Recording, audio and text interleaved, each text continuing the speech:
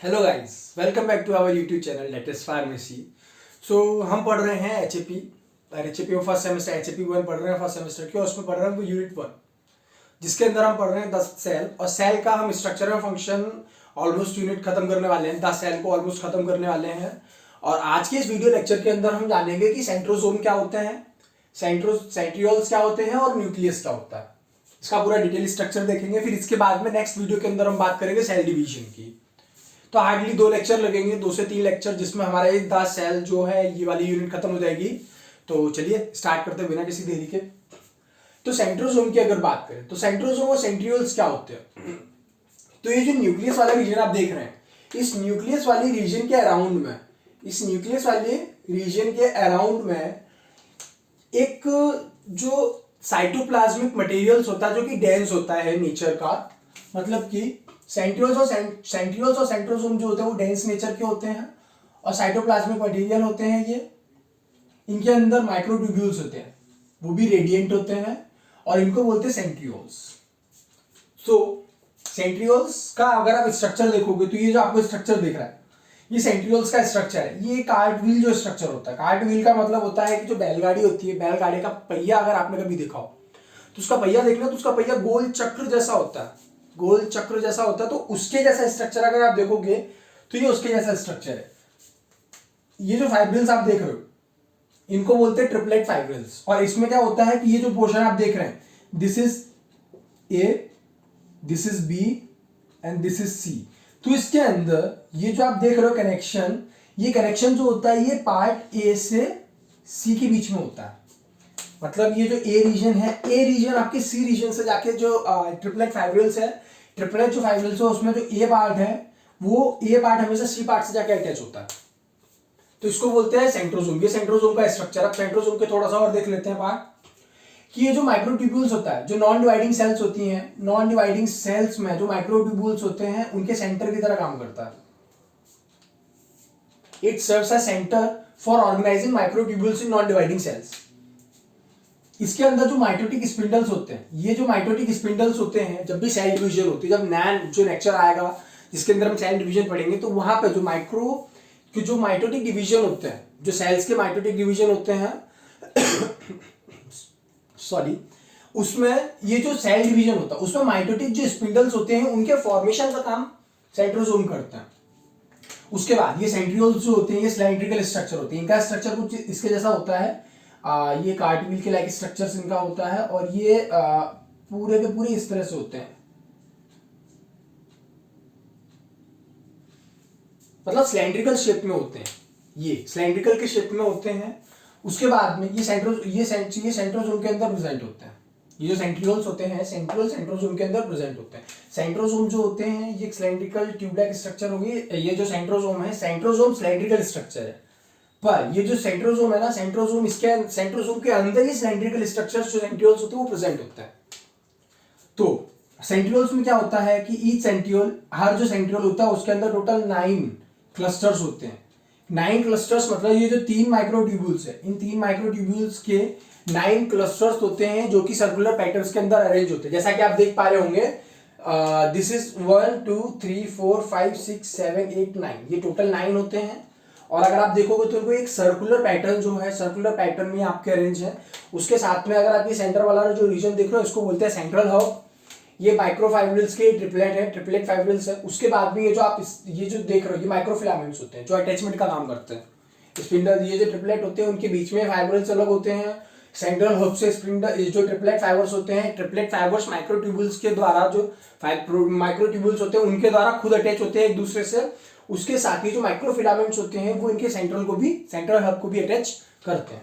उसके बाद में अब हम बात करते हैं न्यूक्लियस की। तो जैसा कि हमने फर्स्ट लेक्चर में देखा था 10 सेल के कि न्यूक्लियस जो था वो सर रॉबर्ट ब्राउन के द्वारा इसकी डिस्कवरी की गई थी। मतलब ये जो आप देख रहे हो ये न्यूक्लियस है, इसके आसपास का पूरा एक सेल है जिसके अंदर न्यूक्लियस होता है। न्यूक्लियस जो होता है स्फेरिकल भी हो सकता है, ओवल भी हो सकता है शेप के अंदर, और ये हैवीएस्ट पोर्शन होता है किसी भी सेल का। मतलब कि जो सेल होती है, सेल के अंदर क्या होता है कि जो आप ऐसा बोलेंगे कि सेल के अंदर न्यूक्लियस और उसका साइटोप्लाज्मिक इंडेक्स, मतलब साइटोप्लाज्मिक इंडेक्स रेशियो जब मेंटेन नहीं होता है तो उस टाइम पर सेल का डिवीजन होता है।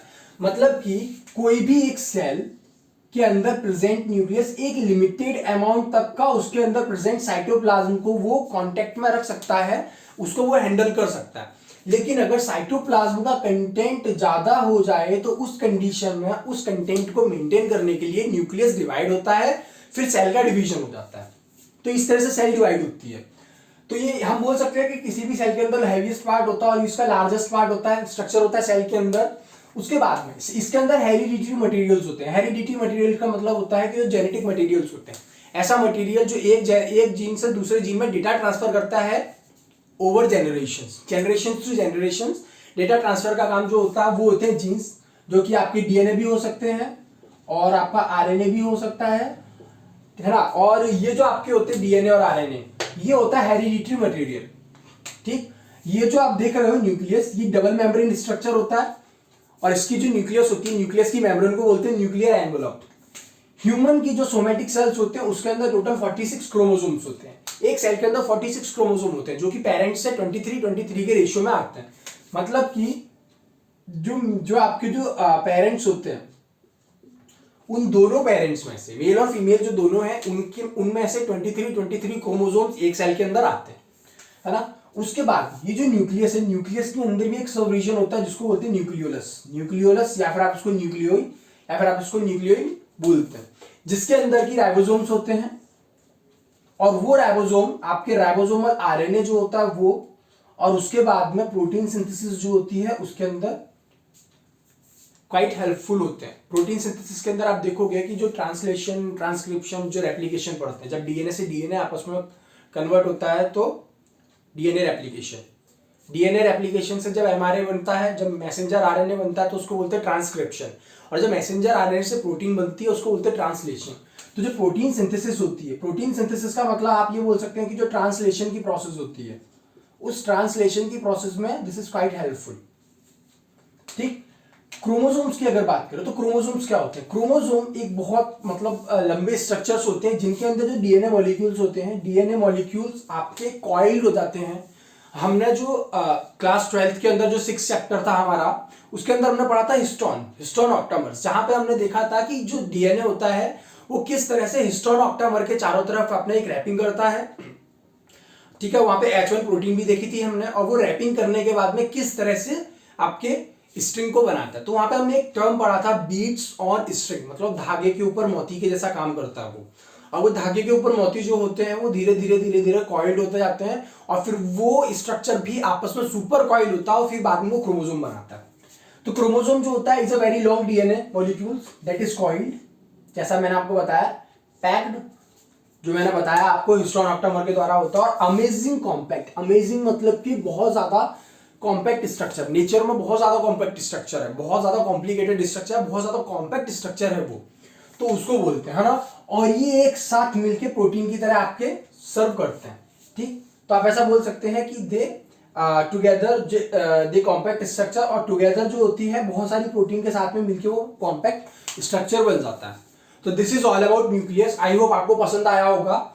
ये सेंट्रोसोम और सेंट्रियोल्स होता है जो हमने ये देखा, और न्यूक्लियस होता है। अगर हम क्वाइट रिवीजन, अगर फास्ट ट्रैक रिवीजन करें तो क्या सेंट्रियोल्स देखा, सेंट्रोसोम देखा। हमने ये देखा कि सेंट्रियोल्स जो होते हैं ये आपके स्फेरिकल स्ट्रक्चर होते हैं जिसके अंदर ट्रिपलेट फाइबर्स होते हैं ईबीसी, जिसमें ए सी से कनेक्ट होता है और वो माइक्रोफिलामेंट्स के द्वारा अटैच होते हैं।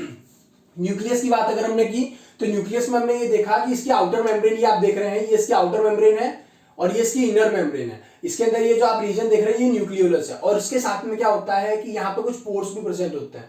ये पोर्स जो होते हैं, इन पोर्स के थ्रू आपके जो डीएनए होता है या जो आपके जेनेटिक मटेरियल होता है वो न्यूक्लियस में सिंथेसाइज होकर आता है।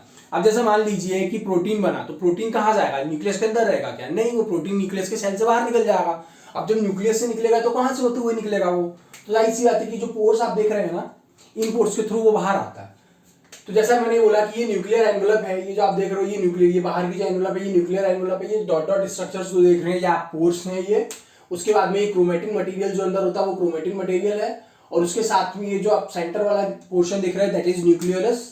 ये इनर मेम्ब्रेन है, ये आउटर मेम्ब्रेन है, ये न्यूक्लियस है। न्यूक्लियस बताया कि डबल मेम्ब्रेन स्ट्रक्चर होता है जिसके अंदर क्रोमोसोम प्रेजेंट होते हैं, हेरिडिटी मटेरियल प्रेजेंट होता है, और हेरिडिटी मटेरियल आपस में बहुत ज़्यादा सुपर कॉइल स्ट्रक्चर बनाता है, जैसा कि हमने पढ़ा था बीट्स ऑन स्ट्रिंग बनता है सबसे पहले, उसके बाद में हिस्टोन ऑक्टामर के साथ में डीएनए रैप होता है तो बीट्स ऑन स्ट्रिंग बना, जिसके बाद में क्या होगा कि वो स्ट्रिंग आपस में बहुत ज़्यादा कॉइल्ड होती है कि सुपर कॉइल्ड स्ट्रक्चर करके फिर वो क्रोमोसोम का स्ट्रक्चर बनाती है। क्रोमोसोम का अगर आप स्ट्रक्चर देखो तो क्रोमोसोम का स्ट्रक्चर कुछ इस तरह से होता है।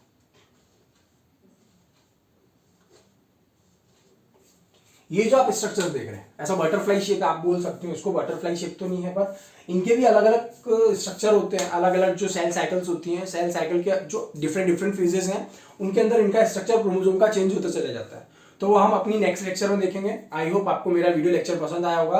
अगर आपको मेरा वीडियो लेक्चर पसंद आया तो प्लीज़ लाइक शेयर सब्सक्राइब करना ना भूलें, और अगर आपने प्रीवियस वीडियो के लेक्चर्स नहीं देखे हैं तो प्लीज़ चैनल पर जाइए, गो थ्रू करिए उनसे, और आपको वहाँ पे डेटा पूरा मिल जाएगा। मैंने काफ़ी प्रिसाइज फॉर्म में और कंटेंट लिख के दिया हुआ है, उसमें काफ़ी डिटेल में समझाया हुआ है। तो अभी के लिए इतना ही, मिलते हैं आपसे अगली वीडियो लेक्चर में, तब तक के लिए goodbye, see you again.